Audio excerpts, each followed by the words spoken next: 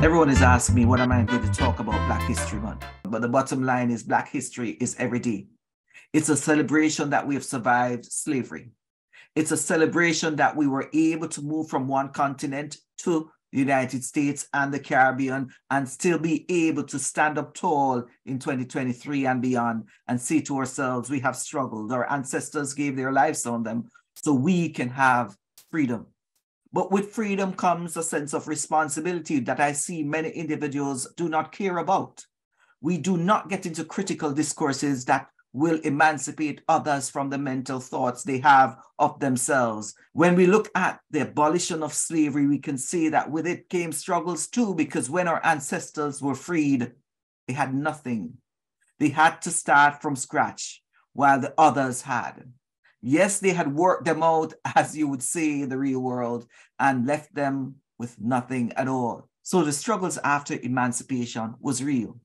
Many of them knew that education was a key for their children to survive. And they struggled for so long that they had to form their own institutions. There was segregation. And with segregation came a lot of things that happened to the point that we had to start another movement. Remember?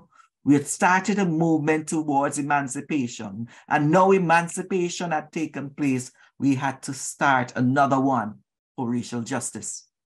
Yes, the civil rights movement brought about the need for equality, which was never achieved then and still needs to be achieved now. And with the struggles that is happening in various places, we continue to ask ourselves, what next? What next?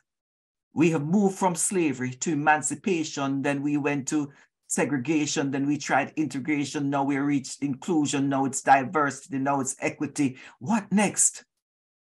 It seems as if there are some people who want to reset the clock.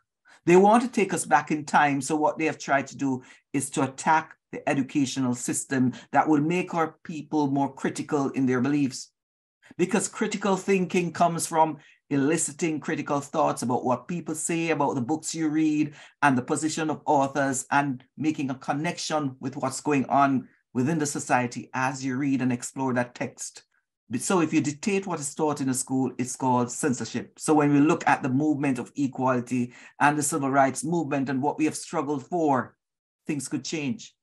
And within that context, we have to remember that there were individuals who led the movement with their lives. They died. They died for many of us to be able to be in a position where we are. They died for us so we can have a better life. For example, Dr. Martin Luther King. And others took a stand, for example, Rosa Parks sitting on that bus because of someone wanting her not to sit. Yes, we should have had a right to sit anywhere we wanted to in that time. Now tell me, if something is written that everyone should be treated fairly, then why do we have so many problems in our society today? So the same movement that fought for equality and social justice and, of course, the civil rights was able to put certain people in their position. Yes. So now tell me, why in 2023 we have 5 officers, Black officers that is, now being charged for killing a fellow Black man?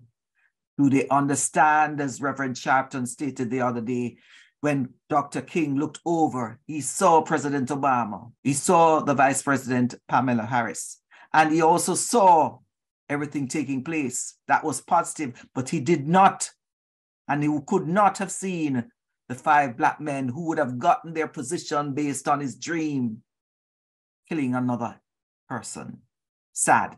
So when we look at Black History Month, we have to understand the struggles of those who died, those who gave up their lives so we can have what we have today. Do not take it lightly, my brothers and sisters. You should never. Because the freedom we enjoy in Jamaica, for example, too, in the United States, were based on people sacrificing their lives through time and through history so we can enjoy. So let us look back. As we celebrate Black history this time, yes, it should be every day, because let us look at the contribution to art, music, and culture and to sport that the Black individuals have contributed to. Remember the Harlem Renaissance and how it created a new movement. And within that context, we had laws that were still being put forward to ensure that individuals would not have the right.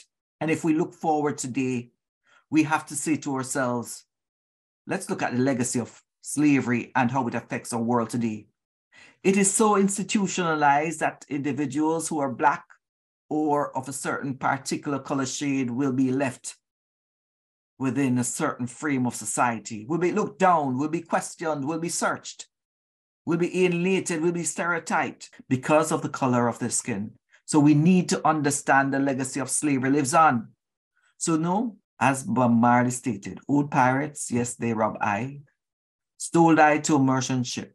Minutes after they took I from the bottomless pit. But his hand was made strong, yes. And within that context, our lives were made strong, and we continue to fight to ensure that we can make a better life for individuals around who will come and the next generation. So when we look at people who are forming groups, for example, the Black Lives Matter movement, and how they have gone about addressing social issues, we should remember that struggling for equality is a continued process and does not and should not only be seen as a Black History Month approach, but a continued approach throughout the years for equality and social justice for all.